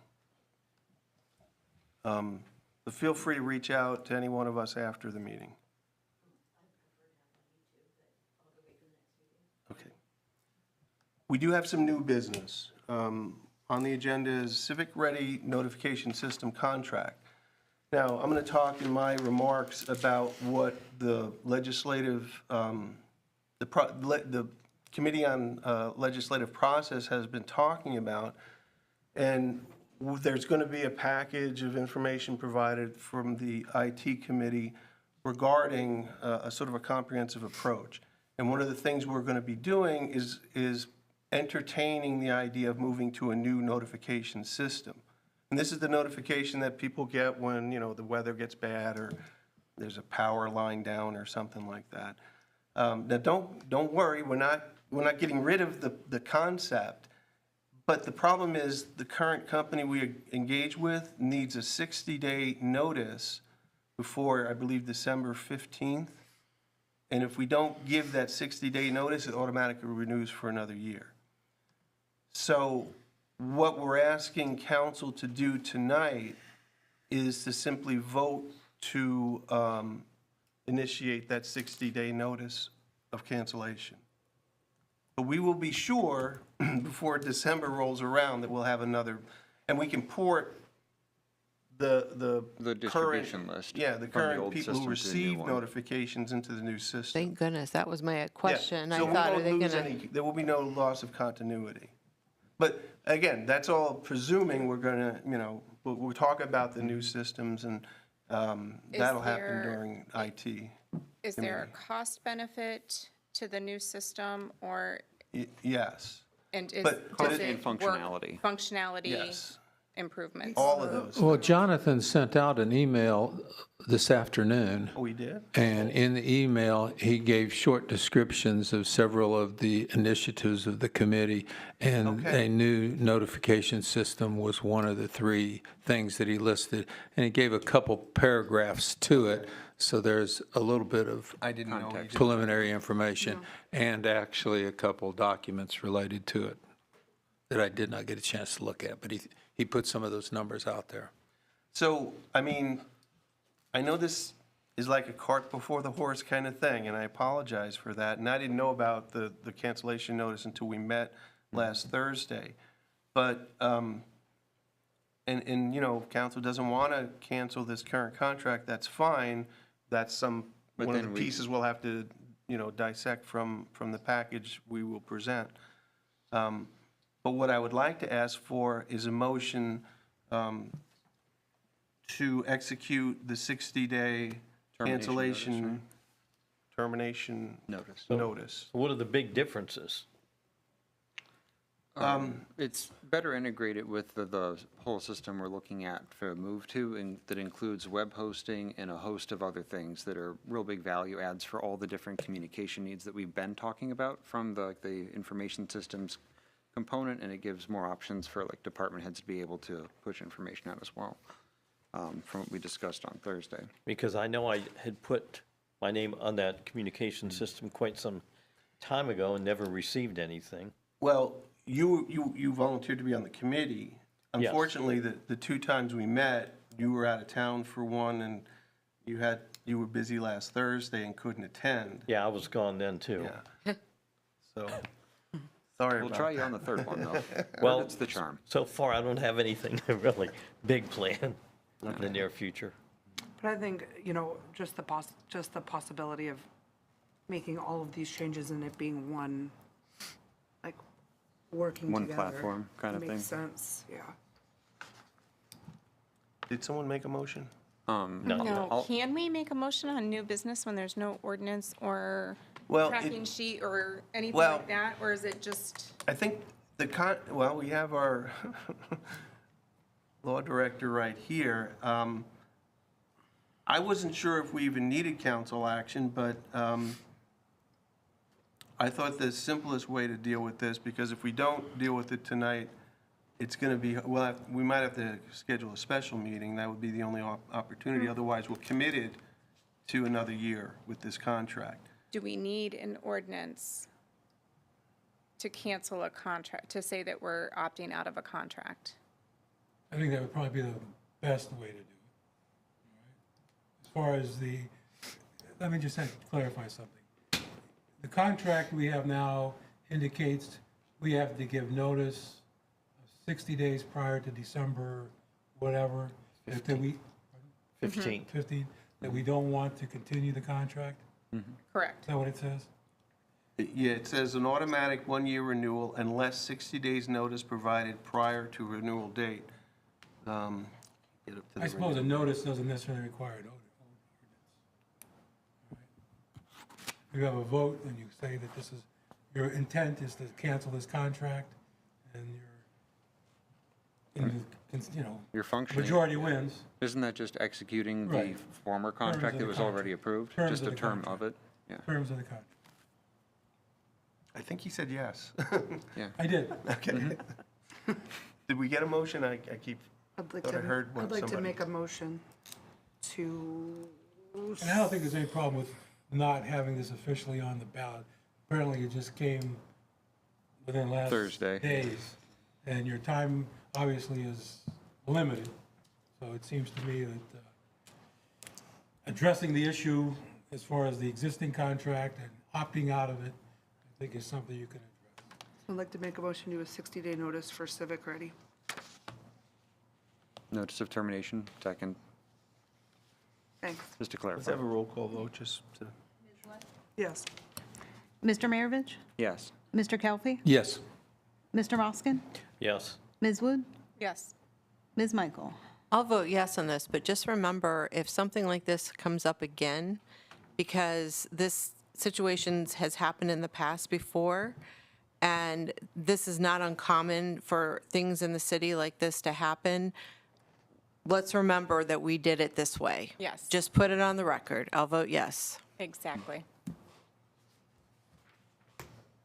All right, that action has passed, and we will, we will send notice of canceling that contract. Okay, so that brings us to President of Council remarks. What I wanted to do tonight, and I promise I won't be that long, is just highlight some of the things council will be taking action on in the near future. And I don't want to make a habit of doing this, but I think some of these things are fairly significant, and certainly no surprise to anybody.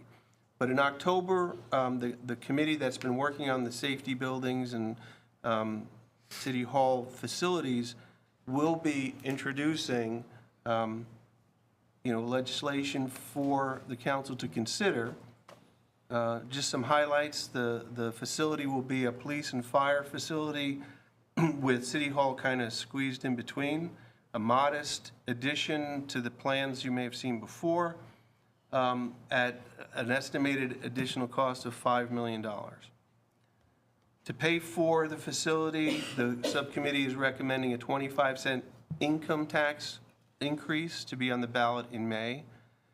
We've already sent out an RFQ to consider hiring a consultant. There's no commitment by sending out an RFQ. I don't know if we have any responses yet, but to hire a consultant to help us create awareness of the ballot initiative. And we do have to be careful sometimes about how we talk about this, because the new law that just went into effect last week prohibits the city to spend money to advocate for a ballot initiative. So we need to be careful about that. So that's the safety and City Hall facilities. The next thing that will be also introduced in October will be the comprehensive plan that we've been working on for almost 2 years. It'll be 2 years in December.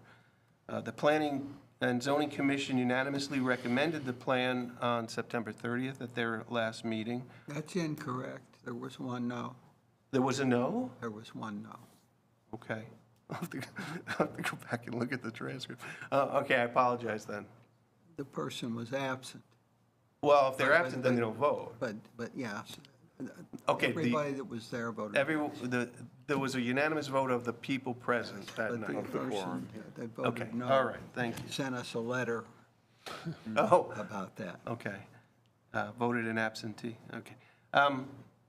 The council will be provided, and some of you have seen drafts, but there have been some changes. I don't think there's anything significantly changed. A lot of it was just the wording and some of the grammar in the plan. We will schedule a public hearing so that the people of Ravenna can weigh in, and by then we'll have the plan published on our website, and we can hear from the public and how they feel about the comprehensive plan. And I've already noted, it's been it'll be 2 years in December that the steering committee was initiated and has been working on this plan. I've already alluded to the work of the Legislative Process Subcommittee.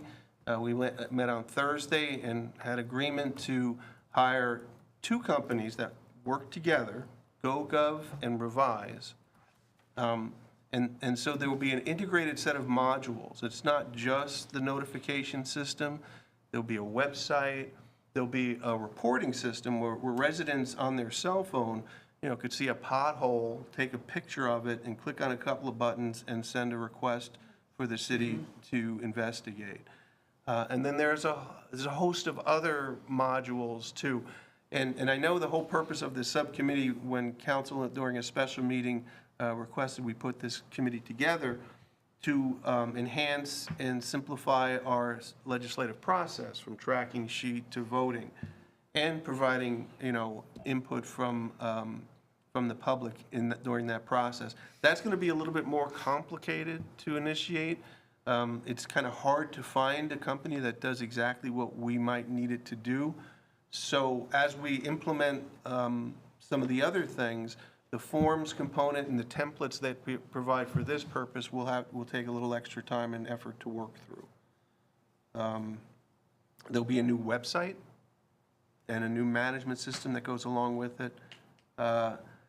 Now, there'll be a modest increase, but most of the cost of this will be offset by like what we initiated tonight, canceling of other agreements we have. And down the line, because we didn't align some of the other software packages that we could have looked into, basically the permitting through the engineering and building department, we're still kind of committed to whatever application you have right now. But that could be a year from now, more money we could save by using the package we're looking at right now. Okay, then, we talked about initiating committees to look at the safety, and we've talked about the legislative process.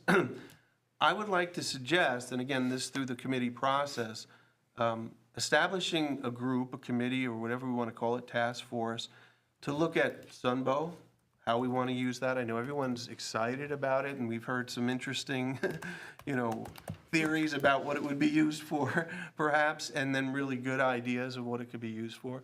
But I think maybe formalizing a group to actually look at that. And then also the Pocket Park.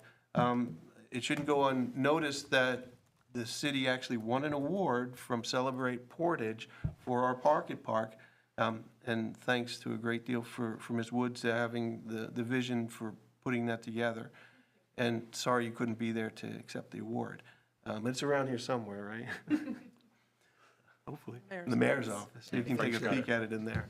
But again, maybe Chelsea has the other parts to it. We're going to work out a display.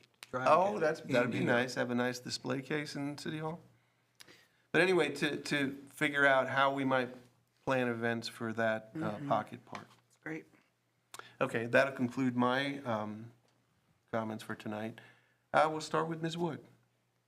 I'm just going to say, as we start seeing the scarecrows in town, seasons changing,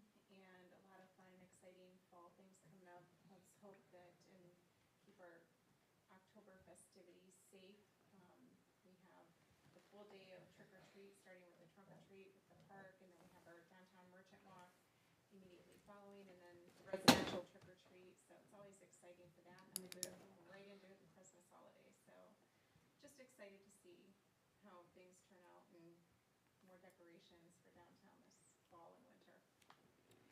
Thank you. Ms. West? On that note, the merchant walk is from 12 to 3 on October 25th. The police department always sets up downtown. I would like to invite council to join me. We did it a couple years ago. It's so fun to be able to just stand there and talk to residents and talk to the kids and hand something out. So I'm going to set up a table either with the police department, I got to talk to Terry, or next to the police I think department. we had it next to. Yeah, we did. It was and fun. We were all witches, I Yeah. believe. The women showed up and we were the witches. It- And Rob showed too. Yeah, it was fun. So if you guys are able to join, let me know. I'll help organize that.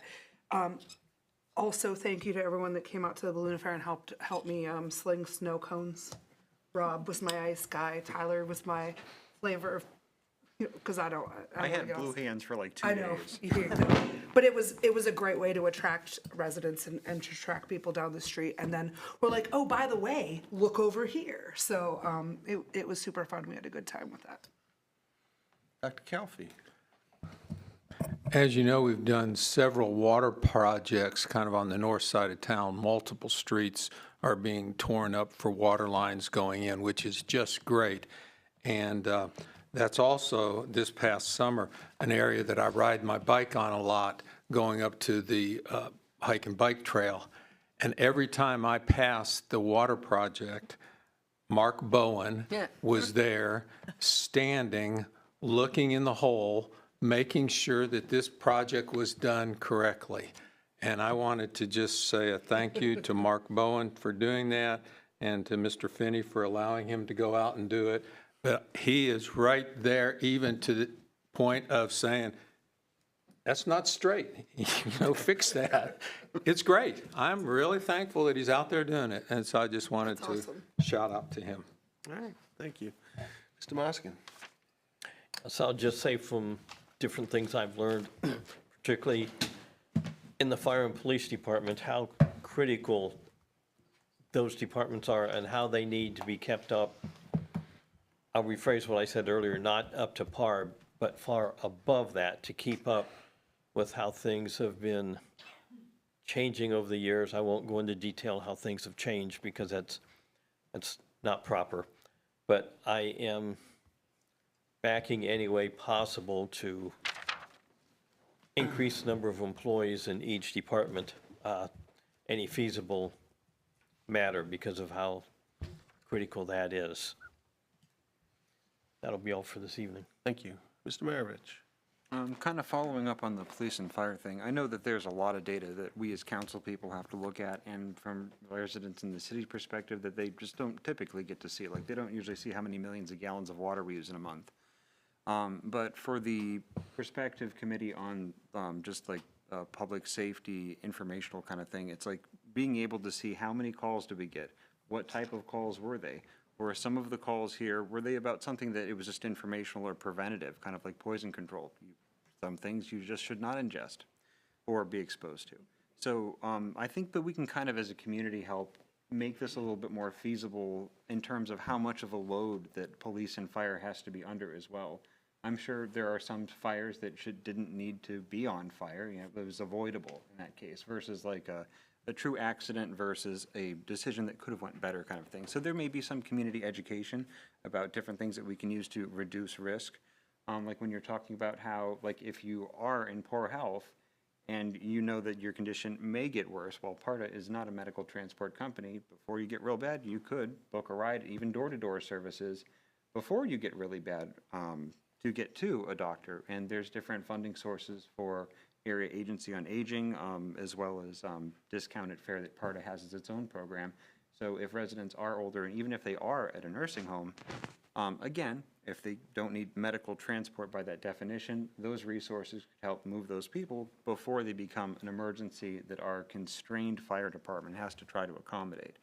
But for that committee purpose, being able to say, what are the total number of calls, what type of calls, how many were preventable, how many were not preventable, And also, like, what time of day? Because even while the committee would probably give insight on what staffing level do we need ideally as an average, we also may be able to determine when the staffing is most needed. Like, when do most structure fires happen?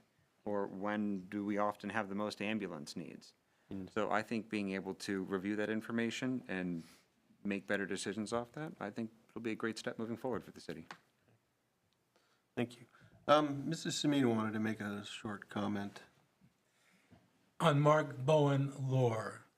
And I think that Bob can be more specific on this, but I know he got on some kind of a flat board on his back and traveled through a sewer line to ensure that it was done properly.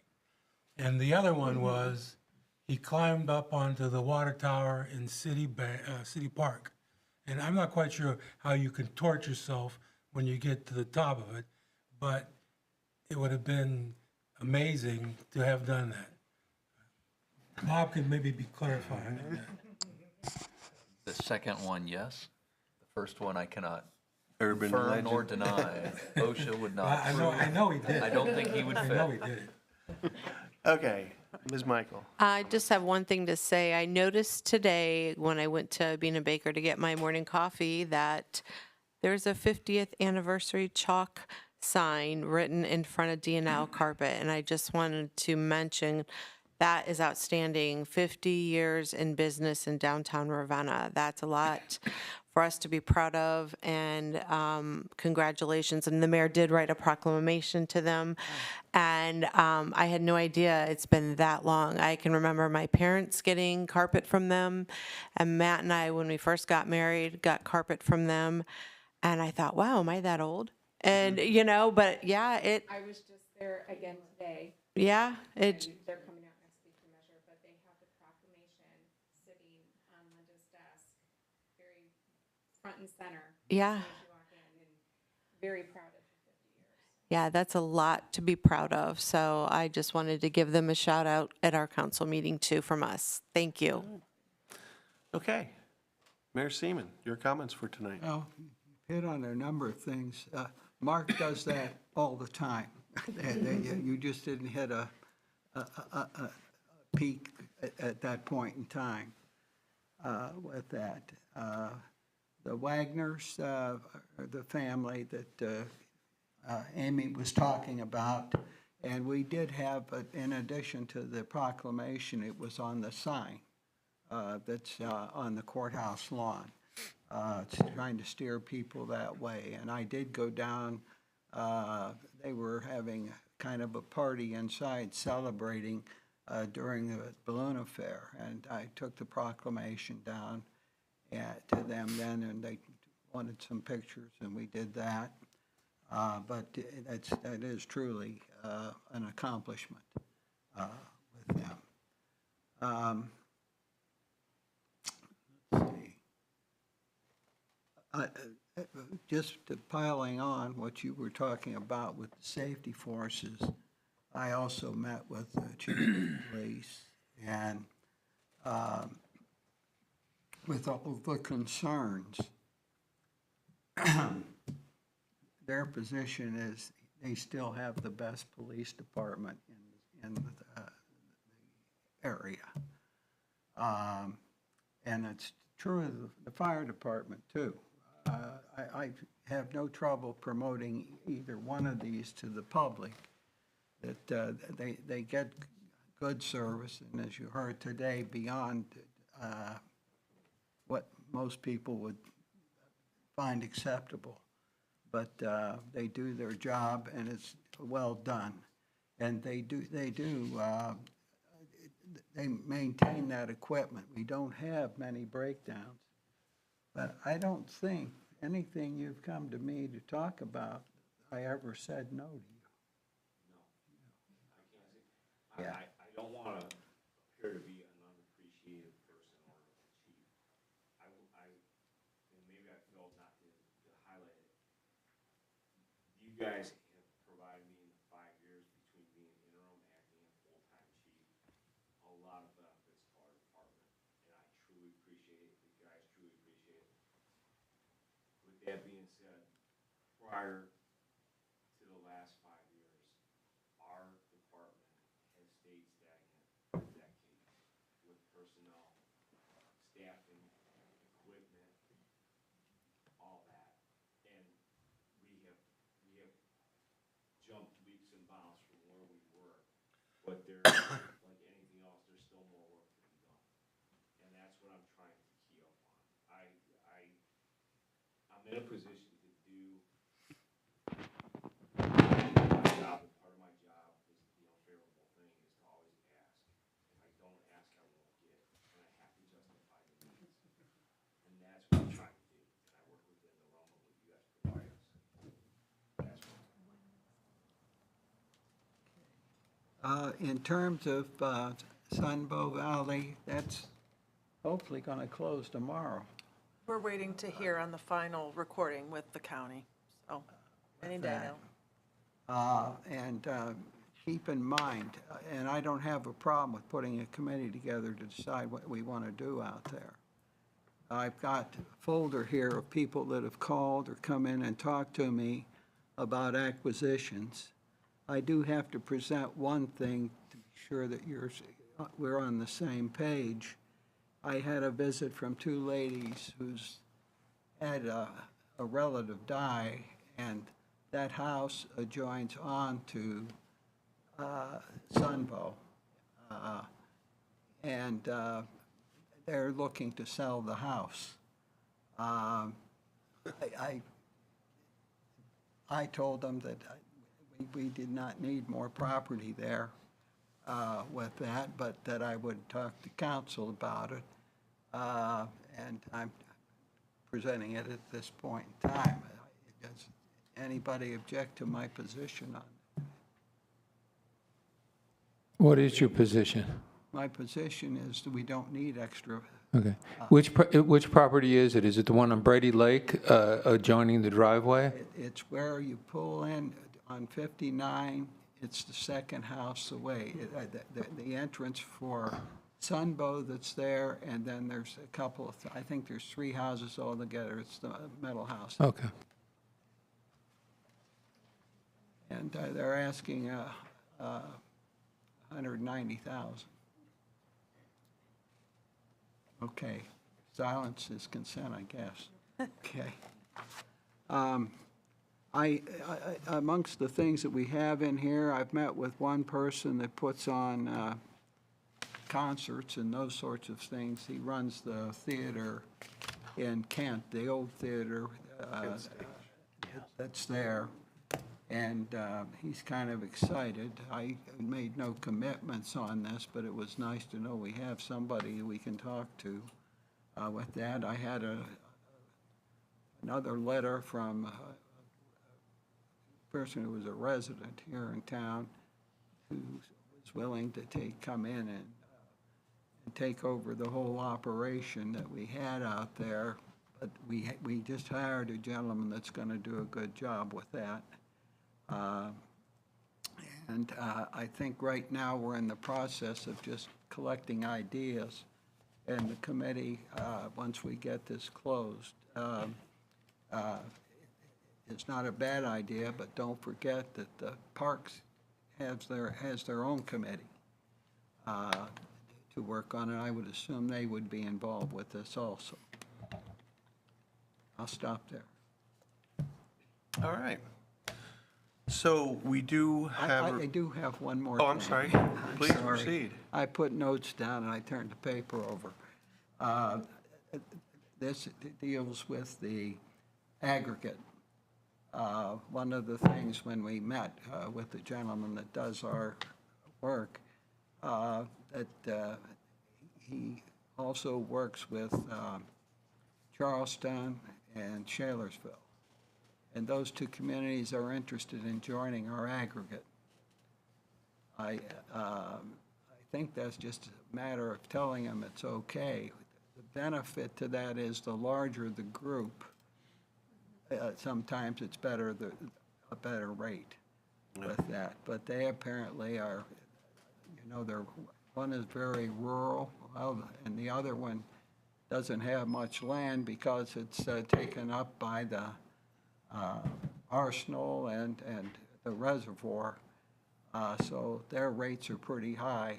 I think they're with NOPEC. And their rates are fairly high, and at 1 year, they closed down. Like the letter we got there, they just quit, and you had to go other places. But that's something that I'd like to get back to them about, but we can discuss that later.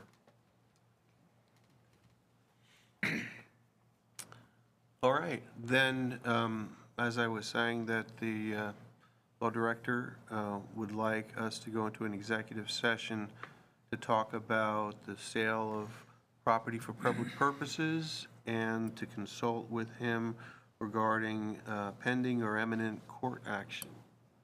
Can we get a motion to that effect? Second. Ms. Wood? Yes. Mr. Maravich? Yes.